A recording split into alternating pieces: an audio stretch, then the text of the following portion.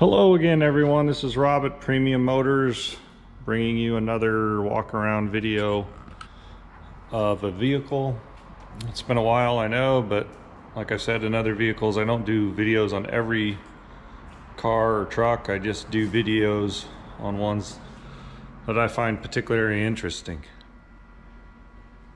This here's a 1965 Chevy K15.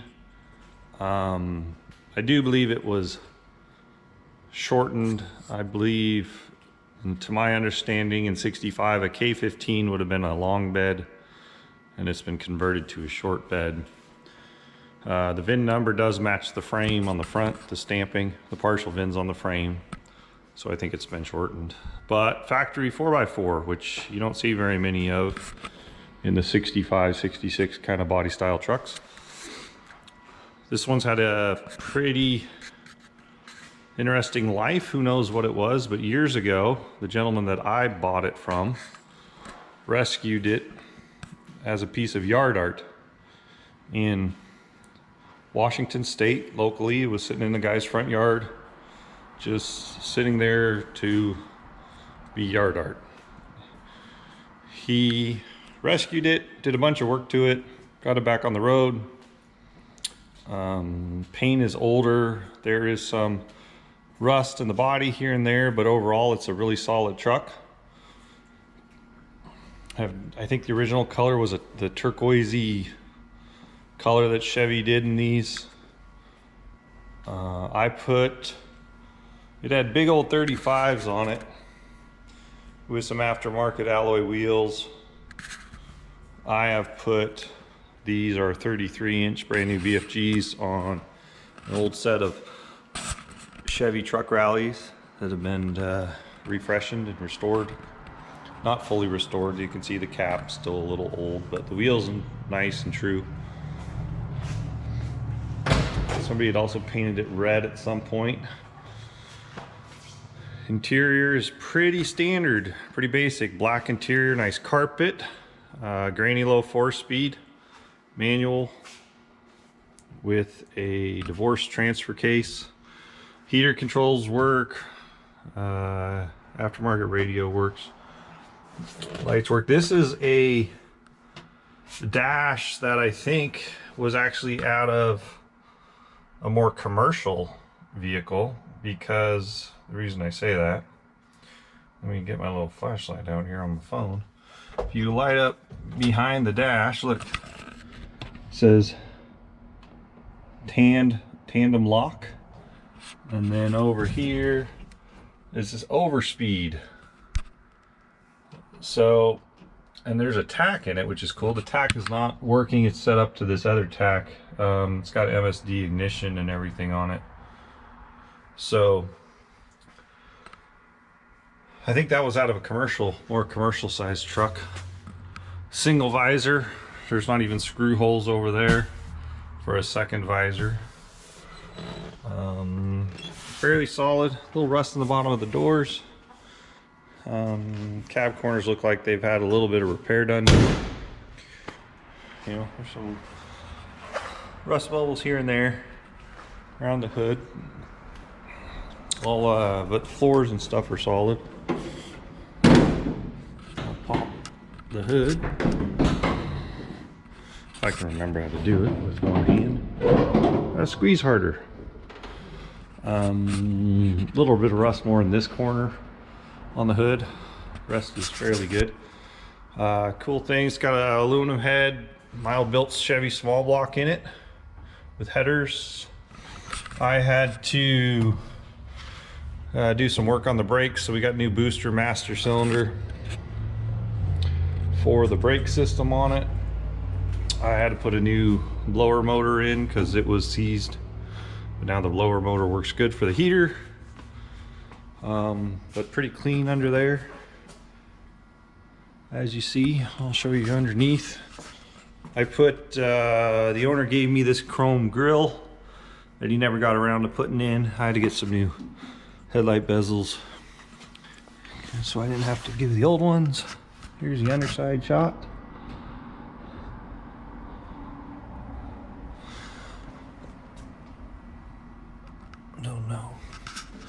show you the divorced transfer case and everything underneath.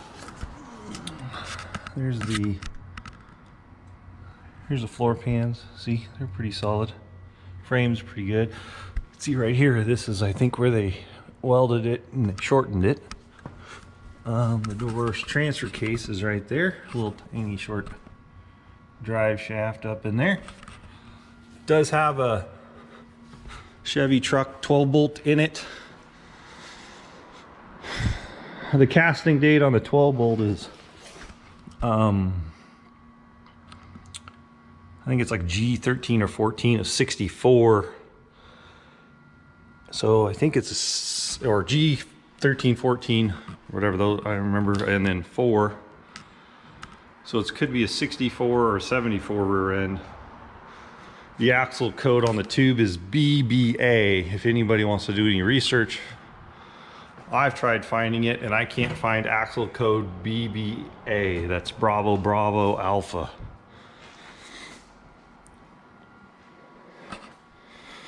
It's got a couple scuffs and nicks and stuff, but this gentleman he didn't want a beauty queen when he got it back on the road. He drove this. He drove it to me in the rain. He drove it all over.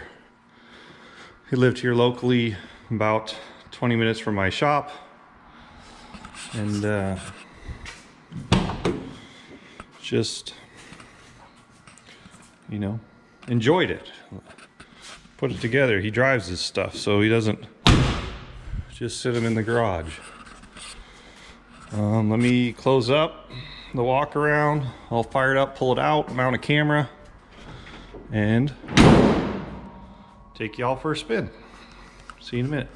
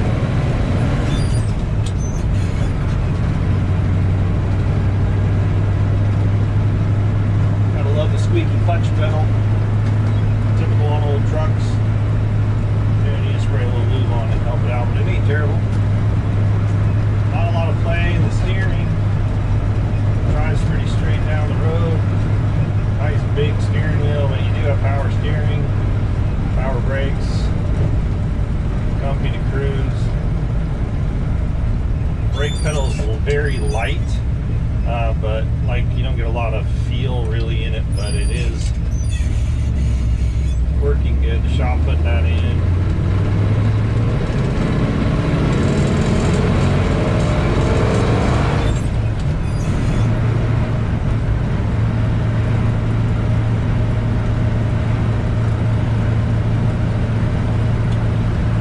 I do not know, because I don't know that rear end ratio, and I do not know if anybody changed the gears in it. The four-wheel drive is working. The shop checked that out for me, and it was engaging properly and everything. Lights work, blinkers work, parking lights work, headlights work. It's a pretty simple truck all the way around. I mean, you can't get too much more basic.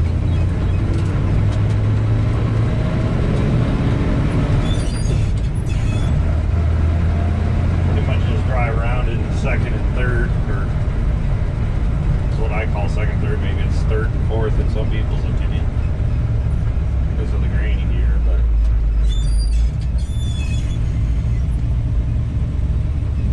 got a little squeak in the fuel tank is still right behind your seat, so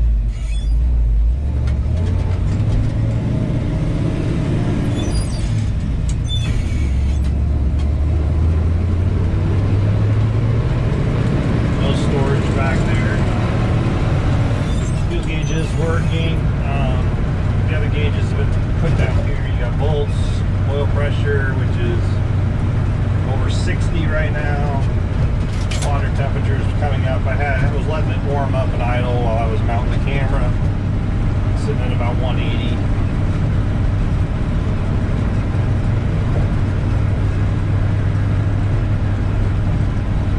It's a fun truck. It'd almost be a good truck for me to give to my kid when he turns 16 in a couple of years, because it's a good manual truck where somebody has to learn how to drive on it. You know,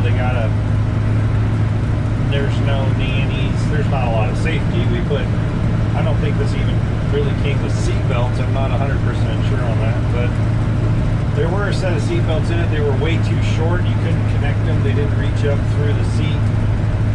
So we put some new seat belts in that fit everybody. There's 3. Of course, you got the bench seat, so you can help put your arm around your significant other and sit cozy with each other. Got a little bit of wind noise in here, although I just noticed that wing window's open over there. So, but I'm not chasing the wheel all over. Steering's good.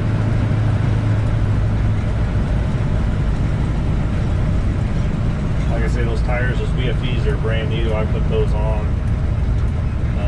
Literally, this is probably the first miles, because all I did after I put them on is moving around in my shop. I don't have this, at the time of making this video, I don't even have this truck yet advertised. I've been working on it for about 3 weeks. Just getting some more things dialed in.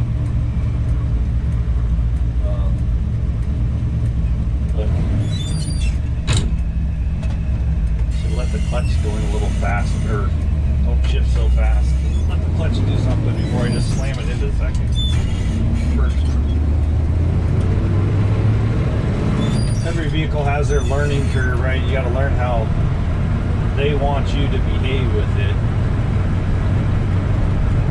Especially these older ones. I mean, it might not have a synchro first. I don't know that. I'm just saying the synchros could be born, but it could be, maybe it's a non-synchro first, because you really only use second, third. You don't really use the grainy low.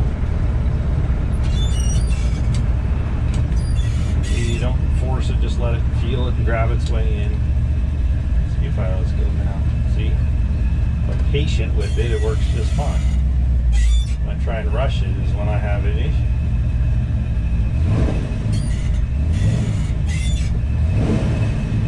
Motor sounds good. I don't know who built the motor. I don't know if it might be a crate engine. I don't know that. I don't know a lot of things. I only know what I can see.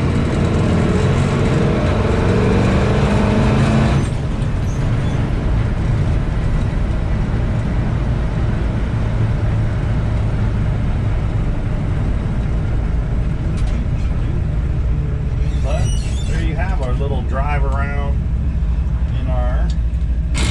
See, forcing it into that, but you don't really need it, because you can just go to second. But I don't like it. It doesn't have to be forced to that first. It might be non-synchro, so then you almost got to come to a stop for it, because then it goes fine, right? But there you go. Hope you enjoyed the video. If you do, you can like it. If you don't, you can not like it. You can do whatever you want to do. Stay tuned. I'm probably going to make some more videos closely. I got a couple other cool cars in there. Pinky there. It's a cool car. Even the El Camino is an old man's car that he took care of since 1973, and I just bought it from him a couple weeks ago. So enjoy your weekend or day or evening or laying in bed, whatever you're doing, and we'll catch you next time.